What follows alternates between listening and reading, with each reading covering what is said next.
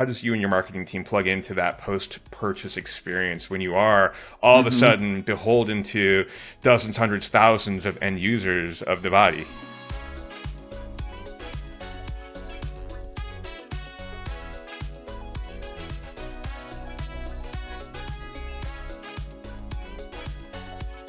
This is where we start working now on the other side of the spectrum, right? So like, again, we want marketing. My goal is to make sure marketing is involved in every touch point that a customer might have with our product, all the way from like using our product to actually going through the sales process.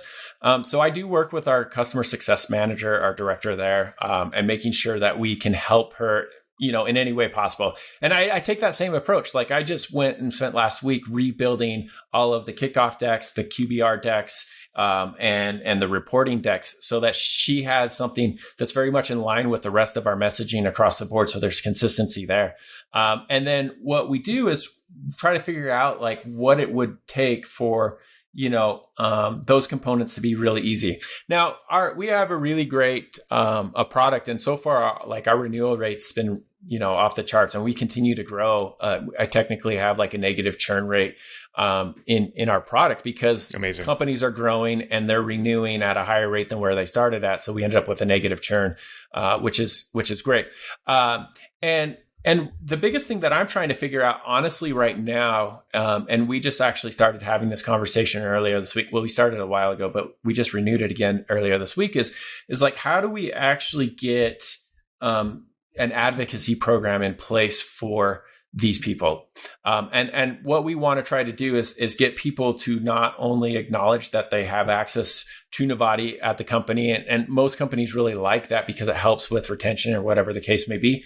But we want those companies to promote mental health as being important to them, and they're grateful that they have Nivati to make that, a priority. And we do have customers that do that, but we're actually trying to help facilitate that particular message a little bit easier. Either giving them, some social media kit or something that they can do with some canned messaging, like if they want to go that route.